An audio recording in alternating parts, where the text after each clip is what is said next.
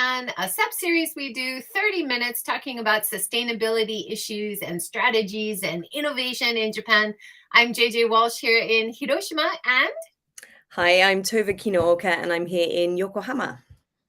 So we have a lot of great topics today. I've been doing a lot of guiding. I've for years been teaching and training guides. And then recently when the borders opened this year, I thought, well, why not try it? Because it really informs a lot of my consulting work when I talk to businesses and destinations about what international travelers think. And so I've been out and I've been just loving all the red maple everywhere. This is actually in my garden, and I went to Miyajima Island. There's beautiful red maple leaves everywhere now.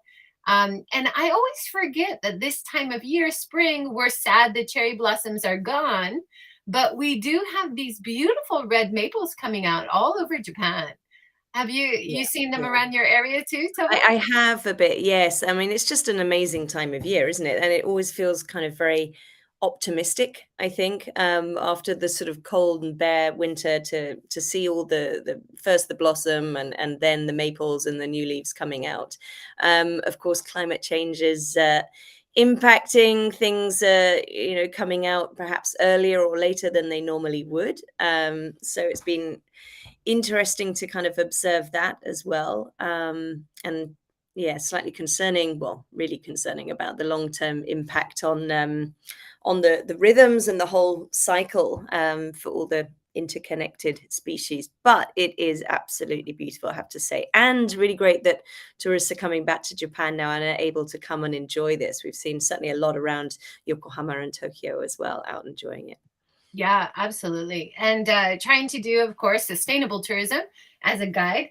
And I've noticed a very popular souvenir that everybody's looking for is the wooden masu, the sake cups, the wooden sake cups. And right, yeah. I've taken them to a few local sake shops and they're sold out. So they're using them as great lightweight souvenirs. So stock up on your sake cups, your wooden masu, locally made, if you want to appeal to international tourists. So that was a really nice find. Yep, very much. Now, you may have seen later cherry blossoms because you were up north for a seminar with young leaders on ethical leadership. You want to tell us about this? Yeah, so I think I mentioned this sort of, it was as something that was coming up when we spoke last month. So this was a camp, 1 week camp for young leaders aged sort of 15 to 18. And we went to Kamaishi in Iwate Prefecture, which is one of the many towns, unfortunately, along that coastline that was absolutely decimated by the tsunami back in 2011. And they've rebuilt the village, that the area where we were, which is called Nebama Bay, which is just outside Kamaishi, sort of main town. And the entire village there was absolutely flattened. It was, really, really horrendous. But they relocated the whole village further up the hill. And it was really interesting to go there for the camp and sort of see how they've rebuilt, but also hearing the thinking behind how they've rebuilt. So the village, for example, that they relocated further up the hill, they put the community center right in the middle of the village. And then the first sort of ring of houses around that community center are the elderly people. So that they're near the community center for things, it's their social hub, there are things going on there. But it also means that any of the other sort of more sort of younger, more able perhaps villagers who live further out around the edge can keep an eye on them. So they're always around, people see, check in to see that they're okay. So it's been built very consciously to think about who's in this community, what are their needs, and how do we position this so that it works well for everyone. So that was really interesting to see. And the camp itself, the young leaders, there were, I think, about 30 young leaders you can see there, mostly from around Japan, but ranging from Okinawa up to Hokkaido. They were from all over. There were about 5 or 6 local high school kids from Kamaishi. And there were a few from outside as well. So I think there was a young lad from France, one from Spain, a girl from New Zealand, a boy who was half Japanese but from the US. And it was so nice to see them come together and, a little bit shy at the beginning on the first night. They were a bit quiet, but actually, they were then put into 4 smaller groups, and they kind of rotated around during the week through different workshops. And we were doing things like ethical leadership, which was the one I was doing. But then they were doing things like first aid, water rescue. Atlantic Pacific, the company or the MPO, sorry, that runs it, they do training on water safety and rescue. And so you can see the boats down at the bottom there, with Robin Jenkins, the leader there, doing a session on water rescue and water safety. Then they did a session on ocean plastics with a local community group that are working on this and have a machine that can recycle plastics to make different products. And so they were talking through that, and the kids were having a go at it. And then they were also having sessions with the locals who had been through the whole experience of the tsunami, and talking about disaster preparedness, disaster resilience, and so some really deep topics, but done in just a really accessible and interesting way. And my daughter, actually, who's 16, took part in the whole camp, and it blew her mind. It was wonderful. So That really, sounds really great great. week there. Yeah, and the youth, these are our future. So Yeah. we have to train them. We have to educate them. And Yeah. that's one other thing that a lot of visitors are really impressed by is when we go through Peace Park in Hiroshima, and I talk about how my kids went through Japanese school, and they have peace education all over Japan, and lots of kids around Japan, they learn about Sadako Sasaki and what happened 10 years after the bomb, and how she got radiation sickness. All her friends rallied around. They were folding the orizuru cranes, and then now that's become a symbol of Hiroshima. But it connects with that idea of education and talking about peace as a part of your curriculum. And they also always comment on how polite and kind Japanese people are.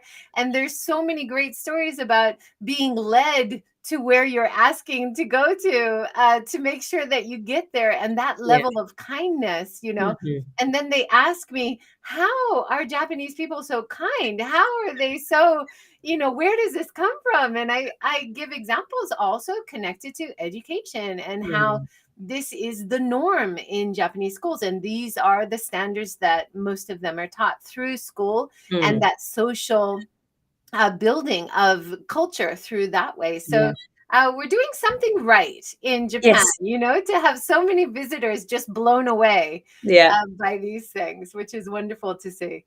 Well, I think, it comes back to community, doesn't it? Thinking about Nibama Bay and how they design that community to really consciously think of everyone's needs. And, that sort of in the schools as well, there's very much a system of the older kids looking out for and taking care of the younger kids. And particularly, the first years when they begin, I remember my son last year, older kids were assigned to come and pick him up right at the front door and walk with him for the first sort of week or two, so that he could sort of get used to doing that journey. So there are some really great aspects, which I think actually can really positively impact sustainability work as well, because if you can tap into that community sort of caring and supportive mindset, I think, and realize that this affects us all, and therefore we all need to be involved in it, that's a really, really powerful thing. Yeah, absolutely. An event that I went to as well recently was the Setouchi 7. So this area of Japan around Hiroshima, we have 7 prefectures all around the Setouchi, the Seto Naikai. And Alex Kerr, who you can see here, he was the keynote speaker.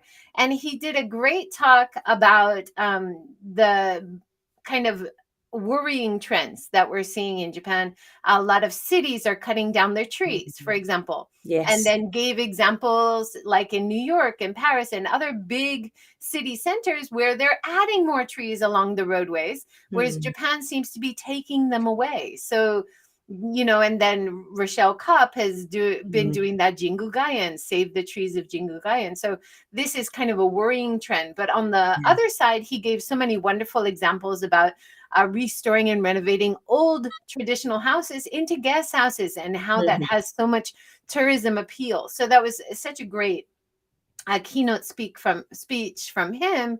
And then we heard from all the governors of all the 7 prefectures about what they are trying to do to appeal to international tourists. And I was so excited to hear from Tokushima. They featured kamikatsu and what they're doing with zero waste. Yep. I was so excited. Brilliant. I don't know if anybody else was, but I was like, yay! And then Hyogo Prefecture was talking about all the ways that they are doing new developments in connection with SDGs. Like not just using the SDG mark, but connecting it directly with actions that they're taking. And that governor came around to all our tables and he was sharing an eco sake, so a sustainable branded sake from Hyogo. So that just impressed me so much. And it's so nice to see that leadership is taking that bold step forward to really show how they're taking actions. Not just talking about it, how they're putting it into action. So that was great. Yeah, that's the big key, right? Moving from just all the talk and the putting your SDG badges out there to actually doing something. So that's great to hear. Yeah. Now you were at an interesting talk about diversity. Moriaki Kida. Can you tell us about this? Yeah, so Mori, as he likes to be called, is, as you can see, chairperson and CEO of EY Japan. So, and he's one of the few openly gay senior corporate leaders in Japan. Sorry, the recycling thing outside for the cans and bottles has just arrived. So if there's noise in the background, that's why. Recycling, good stuff. Recycling, yes. So yes, Mori-san was the keynote speaker at this supplier diversity event, which was a collaboration between the American Chamber of Commerce, the British Chamber, the Swedish Chamber, the Swiss Chamber, I believe, and Google Japan as well. And so we were hosted at Google's office in Shibuya, which is really quite amazing. And you can see we've got a panel there as well. So, a range of really brilliant people, including my good friend Jackie Steele there, Lauren Fikes, who's a familiar face for many as well. And we were looking at how the large corporations in particular can really support minority-led businesses by consciously looking for them and choosing them when they are making their supplier choices. Because for a lot of these, sort of minority-led businesses, they're often smaller businesses, and it's really hard to get on the radar of the big organizations.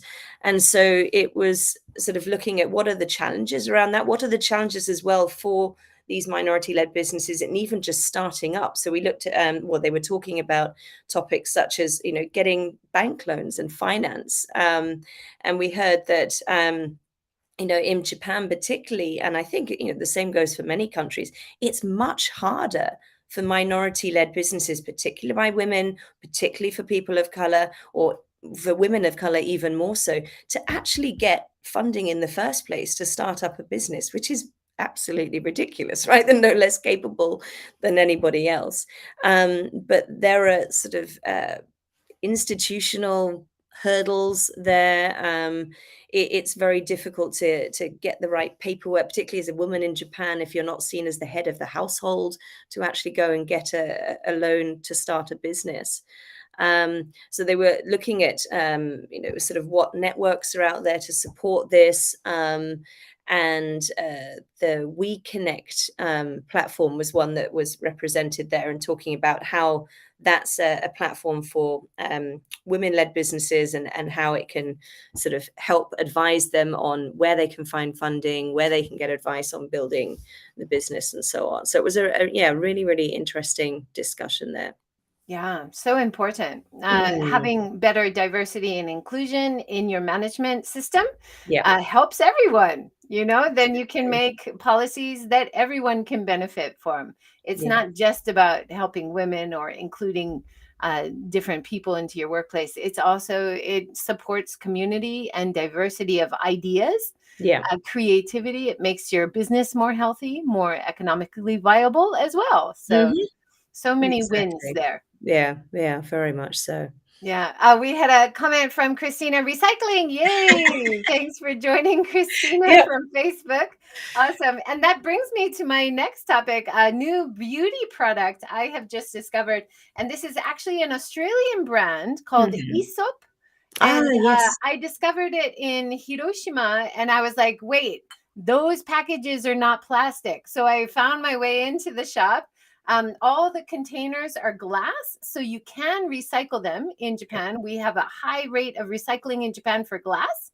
The lids, unfortunately, are plastic, but you can reuse them Mhm. every time you buy a new one. So that's a step in the right direction. Yeah. Absolutely. Much better than just single-use plastic that goes into the bin and cannot be recycled. Yep. And I also went back to MUJI. Ah, Now, we right. have the flagship store for MUJI here in Hiroshima, and I reviewed it last year. And so it's been a Mhm. year since I first went and saw when they opened and had these new ideas. And I actually, the first time I tried taking my own bottle and refilling it for their beauty products. And I tried the shampoo this time. It was very straightforward. You just have to take a clean container. You could take any container that you like. They weigh it beforehand, they fill it with your product, and they weigh it after, and you pay for how much product you Brilliant. have, which you don't Mhm. want to buy the plastic container anyway. You Mhm. want the product, right? And so it was perfect for me. I was so happy to get back and be able to try this as something I've been wanting to do for a year. Yeah. And I was also reminded of this great initiative. They have these water refill stations all Mhm. around the shop. So they have a really big area where they're taking up for different parts of the MUJI store for clothing, furniture, everything. But they Mhm. have these on opposite sides, and you are encouraged to refill for free, Brilliant. Mhm. or you can buy these little bottles if you forgot your own.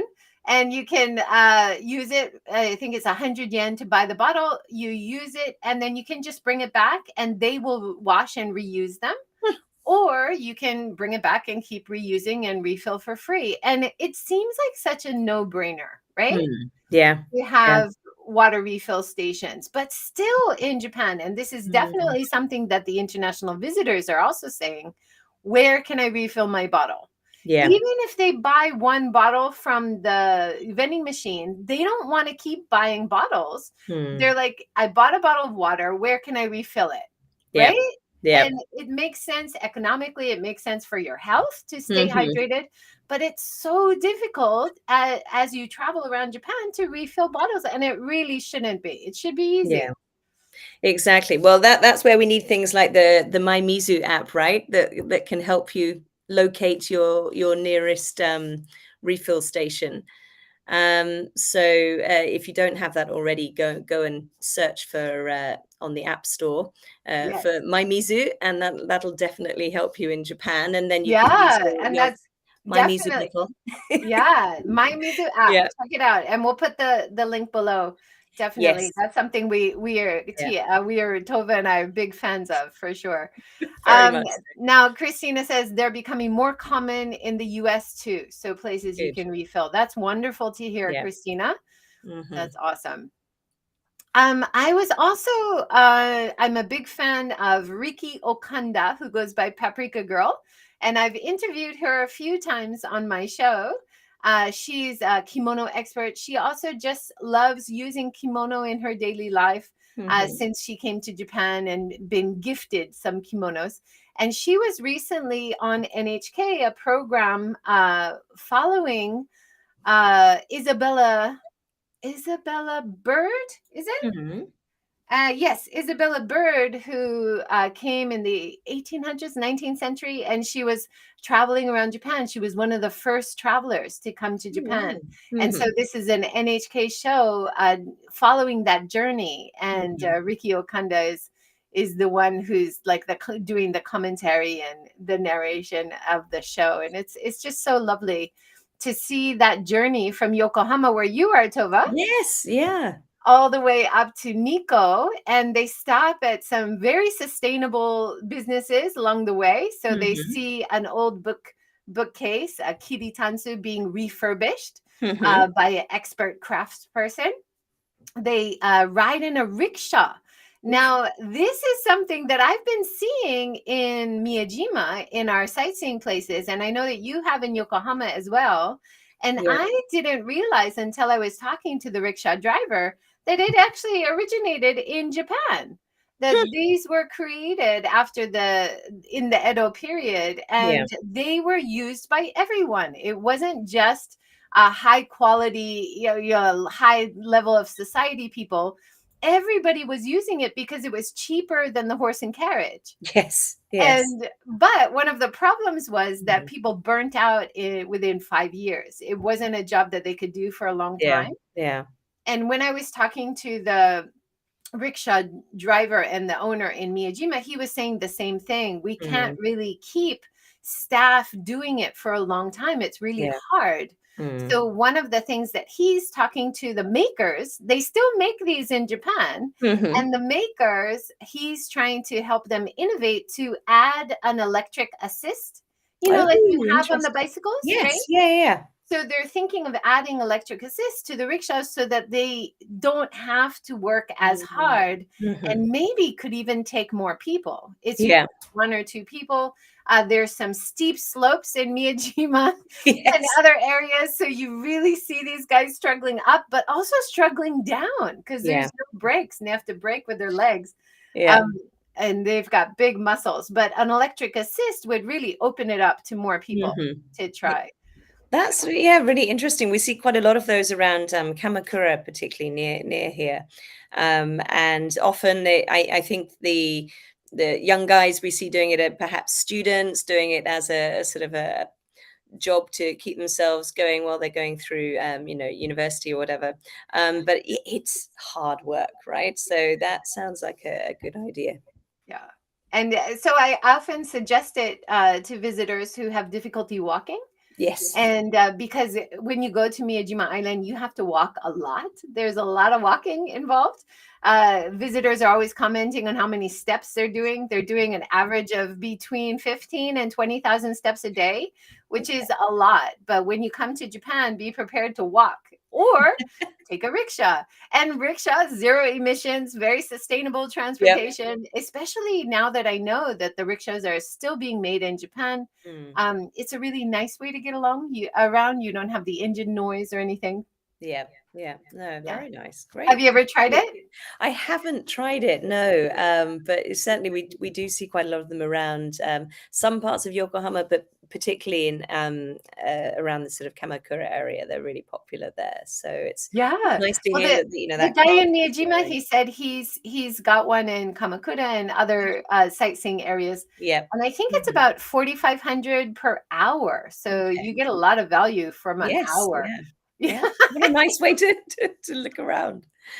Definitely. So my book recommendation for today would be Isabella Bird's Unbeaten Tracks in Japan, which I've just ordered, and I'm looking forward to reading her insights. Mm. So in the NHK video, which I'll share the link below, they give some quotes from her book, and it's a book filled with letters that she wrote to family and friends back in the UK. Ah, interesting. Yeah. And a lot of her insights are still very relevant today, Hmm. right? About Yeah. how she was so charmed by staying in a Japanese inn, Hmm. how she loved seeing Mount Fuji, and then it disappeared. It often moved behind clouds. And I think we Yeah. still have that experience, right? Very much. Yes. How many people say, oh, I didn't see Mount Fuji, but maybe next time when I'm going back to Tokyo, right? She's very shy. Yeah. Now, Tova, before we started, you were talking about AI and how we need to have consideration of energy use. Can you tell us about that? Yes, well, this is something I want to do a lot more research into actually, because I think it's a really important area because very often, particularly in, conversations around sustainability and, inclusivity in organizations as well, more and more we're hearing about technological solutions, right? And AI, chat GPT, I mean, everyone's talking about that at the moment. And they have a lot of really great applications and, can be an extremely positive development. However, there are hidden costs here, hidden impacts on both environment and on human rights as well. So I've been reading and hearing a few things recently around the energy consumption, for example, required for powering AI, say, so when you're doing these searches, it's nice and quick and easy, but people aren't thinking about the energy consumption of that. And then these data centers that are required to power all the technology that we're using are A, absolutely massive, and B, produce a huge amount of heat.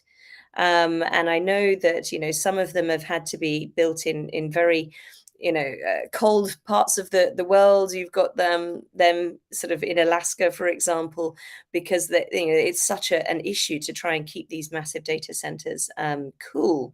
And there was an interesting example from Devon, which is my hometown in the UK, or my home prefecture in the UK, where they have a local company that is creating data centers, sort of small data centers, has installed one in underneath a local swimming pool.